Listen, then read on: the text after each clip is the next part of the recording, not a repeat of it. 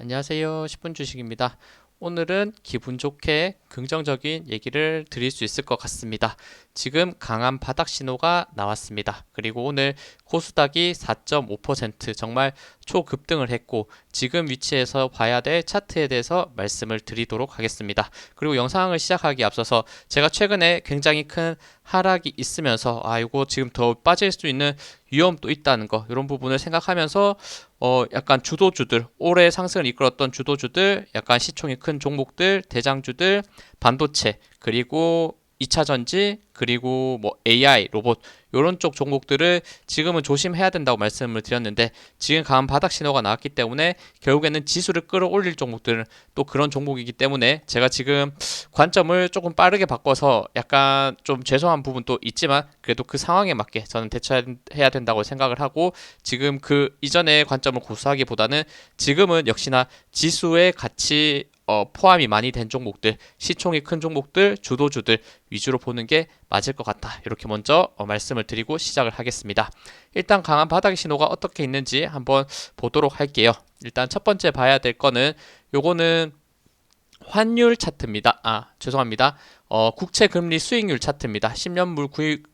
10년물 차트고 최근에 굉장히 주목을 많이 받고 있는데 최근에 5%까지 돌파된다라는 얘기가 굉장히 많이 나오면서 주식 하락의 큰 원인이 되는 부분이 있었는데 결국에는 채권 요 수익률이 급락을 시키면서 결국에 5% 넘지 못하고 4.7%까지 이렇게 쭉 빠져주는 모습을 보여줬기 때문에 역시나 현물 증시에서는 굉장히 긍정적인 부분으로 다가오고 있다. 그리고 요거는 환율입니다. 환율 같은 경우에도 이렇게 중요 라인이 요 구간 대략 1345원대였는데 요 구간에서 쌍봉 그리면서 쭉 빠졌으면 좋겠다 말씀을 드렸었는데 빠지지 않고 오히려 살짝 올랐다가 한 번 더 마지막 거래일에 강하게 빠져주는 모습을 봤을 때는 이제는 또 쭉 내려갈 가능성이 조금 더 높지 않나 이렇게 보고 있으니까 환율도 같이 꺾여주는 아주 긍정적인 신호가 나왔다는 거.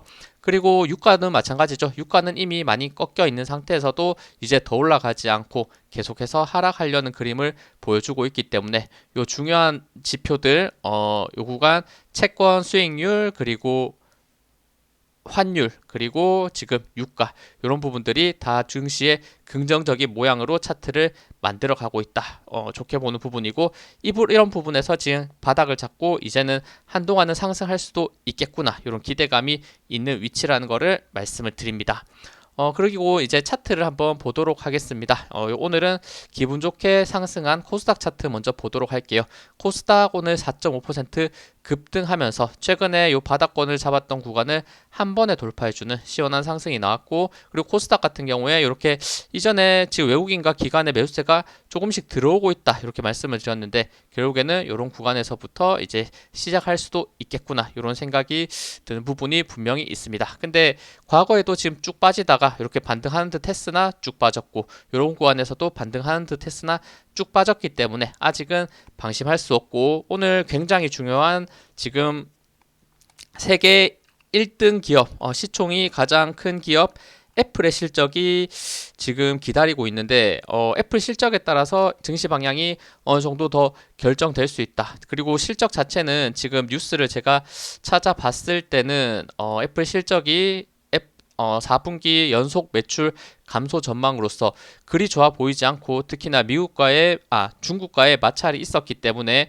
아마 실적에 대한 부분은 대부분 부정적으로 생각을 하고 있더라고요. 근데 그 부분을 어떻게 돌려낼지 아니면 돌려내지 못하고 부정적인 흐름에서 오늘 상승했던 흐름을 다시 한번 반납하는 흐름이 나온 건지 여전히 약간 긴장을 하면서 봐야 될 부분도 있다는 것을 체크를 해 주셔야 되고 그냥 순수 차트적인 흐름을 봤을 때는 상승하면서 위에 있는 21선 도달할 가능성 높을 텐데 정말 오랜만에 21선 만나네요. 요 구간에서부터 21선 이탈하고 나서부터 대략 9월 12일에 이탈했는데 지금 11월이니까 거의 한 달 반 동안 21선을 만나지 못하다가 드디어 이제 만나러 가는 그림인데 요 구간을 바로 돌파할지 21선 저항 맞고 살짝 더 눌렸다가 올라갈지 요 부분을 한번 생각을 해봐야 될 것 같습니다. 만약 저항 맞고 떨어지더라도 요 구간 대략 758포인트 요 구간을 이탈하지 않는 선에서, 그리고 5일선을 이탈하지 않는 선에서 움직이는 것이 가장 중요할 것 같다, 이렇게 보고 있습니다.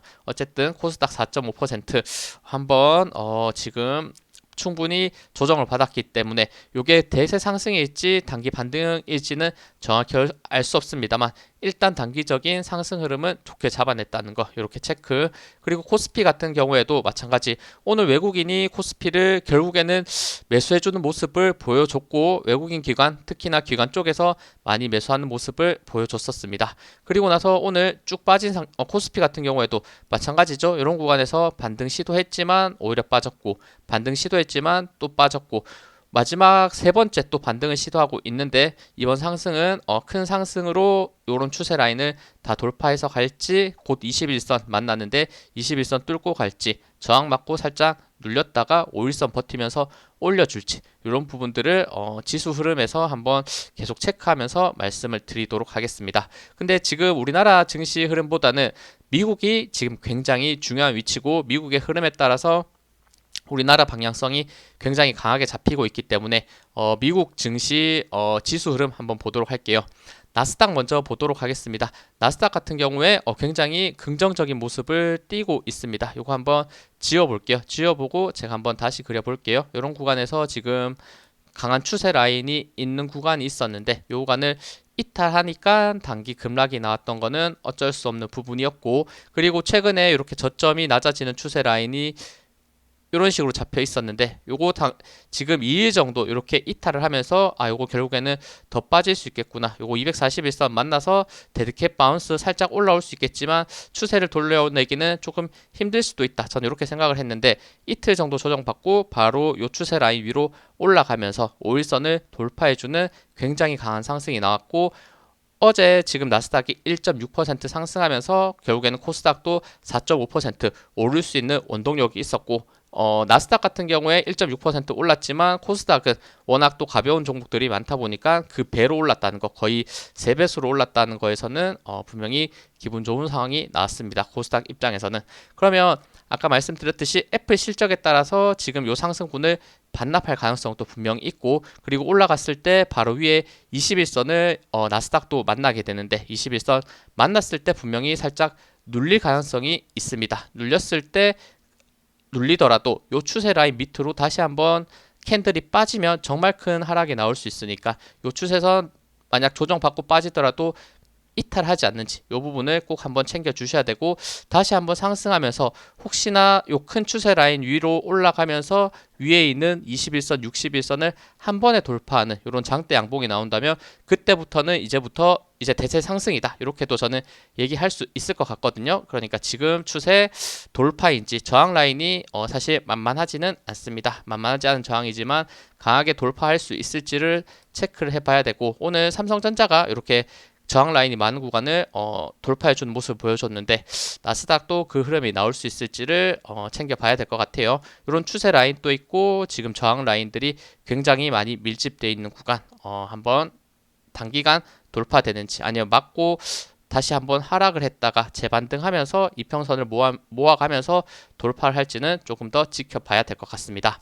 S&P 500도 한번 볼게요. S&P 500도 뭐 차트는 거의 비슷하죠. 이렇게 저점을 낮추는 구간이 있었는데, 마찬가지 이틀 정도 이렇게 저점 추세선 라인을 이탈했지만 빠르게 회복, 241선 회복, S&P 500도 곧 21선을 만나게 되는데, 21선 돌파인지 살짝 저항받고 떨어졌다가 다시 한번 반등하는 흐름이 나올 수 있을지를 체크하시면서 보면 좋을 것 같습니다.